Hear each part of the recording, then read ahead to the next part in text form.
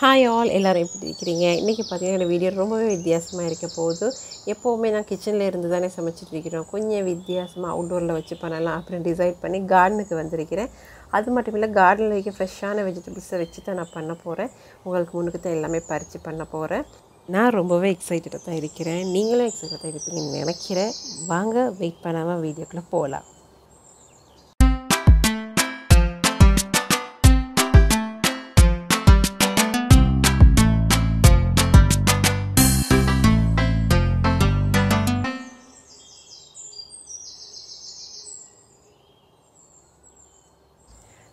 நான் கார்டனுன்னு சொன்னேன்னா, நான் அவ்வளோ பெரிய கார்டன் ஒன்றும் கிடையாதுங்கிற சாதாரண அளவு கார்டன் தான். இது வந்து மெயின்டைன் பண்ணுறது ஒன்றுமே நான் கிடையாது. எல்லாமே என் மம்மி தான் பண்ணுறது. நான் வந்து இப்போ லாக்டவுன் டைம் பிள்ளைகள் ஸ்கூல் டியூஷன் அதெல்லாம் இல்லாதனால கொஞ்சம் ஓரளவுக்கு கொஞ்சம் ஃப்ரீயாக இருக்கிறோம், ரஷ் இல்லாமல். ஸோ இந்த டைமை யூஸ் பண்ணி இப்படி அவுட்டோர் வந்து பண்ணலாம். ஏன்னா அவுட்டோர் வந்து பண்ண ஒரு டைம் எடுத்து பண்ணணும். கிச்சனில் இருக்கிறனா கிச்சனில் இருந்து பண்ணிடலாம் குயிக்காக. இதெண்டா கொஞ்சம் டைம் எடுக்கணும். சரி, இதுதான் சந்தர்ப்பம் அப்படின்னு சொல்லி ஒரு ஐடியா பண்ணி வந்திருக்கிறேன் கார்டன் பக்கம். இப்போ பார்த்திங்கன்னா இது துபாய் பசலி அப்படின்ட்டு சொல்லுவாங்க. இந்த பசலி கீரையையும் பருப்பும் வச்சு தான் ஒரு கூட்டு பண்ண போகிறேன். பாருங்கள் எவ்வளோ ஃப்ரெஷ்ஷாக இருக்குதுன்னு பார்க்கவே ஆசையாக இருக்குது. எங்களோட வீட்டில் சின்ன தோட்டமாக இருந்தாலும், சின்ன கார்டனாக இருந்தாலும், எங்களுக்கு தேவையான இந்த பச்சை மிளகா செடி, தக்காளி, கருவேப்பிலை இந்த மாதிரி சின்ன சின்ன செடிகளை வச்சு, அதனால் நாங்கள் கொஞ்சம் குவான்டிட்டி எடுத்தாலும் எனக்கு அதை வச்சு சமைச்சு வீட்டில் உள்ளவங்களுக்கெல்லாம் கொடுக்கும்போது அவ்வளோ ஒரு மன திருப்தி இருக்கும். இது வந்து எனக்கு கிடைக்கிறது மம்மிக்கு தான் இதோட க்ரெடிட் போகும். எல்லாமே அவங்க தான் மெயின்டைன் பண்ணுறது. இப்போ நான் தேவையான சாமான் எல்லாமே எடுத்துட்டேன். இனி நாங்கள் குக்கிங் தேவையான மற்ற விஷயங்களை பார்க்கலாம்.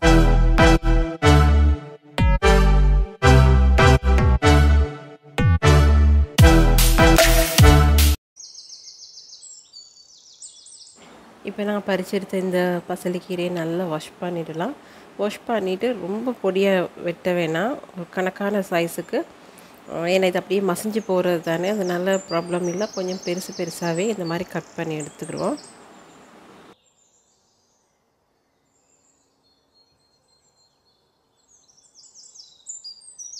மைசூர் டால் 250 கிராம்ஸ் எடுத்து அதை நல்லா வாஷ் பண்ணிவிட்டு அதோட ஒரு 1 கப் வாட்டர் சேர்த்து அதோட ஒரு 1 டீஸ்பூன் டர்மரிக் பவுடர், சால்ட், அதுக்கப்புறம் கார்லிக் ஒரு 4-5 பல் அதையும் போட்டு நல்லா வேக வச்சு ஒரு 10 நிமிஷம் மாதிரி வேக வச்சு எடுத்துக்கலாம்.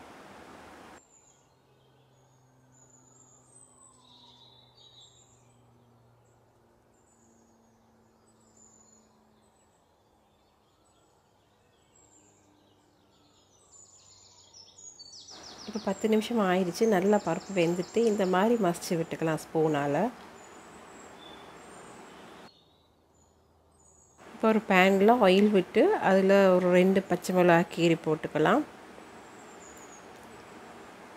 கொஞ்சம் கருவேப்பிலை, ரம்பையில், அதோட ஒரு லார்ஜ் சைஸ் ஆனியன் அதையும் நல்லா ஸ்லைஸ் பண்ணிவிட்டு அதையும் போட்டு நல்லா வதக்கிடலாம்.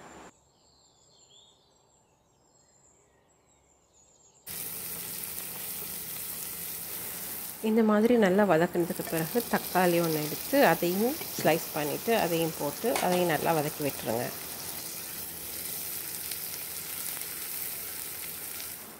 இப்போது இதில் 1 teaspoon chilli powder, 1/2 teaspoon pepper powder போட்டு அதையும் நல்லா வதக்கிடலாம். ரொம்ப வதக்கிட வேணாம், ஒரு 1 மினிட் வதக்கினா போதும். அதோடைய நீங்கள் இந்த வெட்டி வச்சிருக்கிற ஸ்பினாச், பசலிக்கீரை அதையும் சேர்த்து வதக்கி விட்டுருங்க.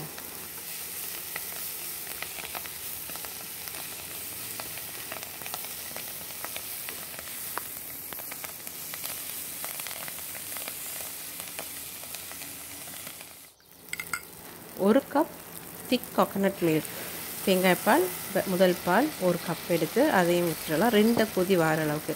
முதல் கொதி அப்படின்னு சொல்கிறது சைடில் பபிள்ஸ் வர்றது, 2ஆம் கொதி அப்படின்னு சொல்கிறது ஹோல் ஃபுல்லாகவே கொதிக்கும். அந்த மாதிரி கொதிக்கிற அளவுக்கு கொஞ்சம் வெயிட் பண்ணுவோம்.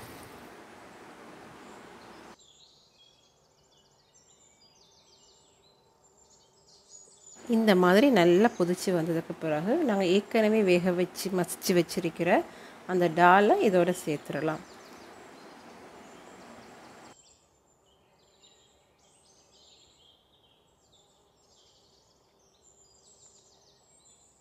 இப்போ இதுக்கு தேவையான அளவு சால்ட் சேர்த்து ஒரு 5 நிமிஷம் மாதிரி மூடி வச்சு கொதிக்க வச்சிடலாம்.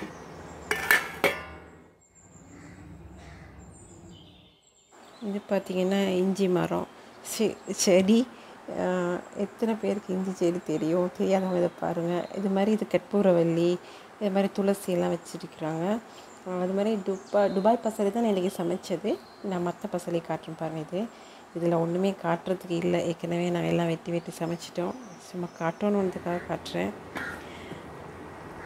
இப்போ பருப்பு எல்லாம் நல்லா வெந்து எங்களோட பசலிக்கீரை பருப்பு போட்டு ரெடி ஆகிடுச்சு. இது நல்ல டேஸ்ட்டாக இருந்துச்சு. நான் சொல்கிறத விட நீங்கள் செஞ்சு பாருங்கள், பார்த்துட்டு எப்படி இருந்ததுன்னு சொல்லுங்கள். அது மட்டும் இல்லாமல் இந்த வீடியோ உங்களுக்கு பிடிச்சிருக்கும், ஒரு வித்தியாசமாக இருந்திருக்குன்னு நினைக்கிறேன்.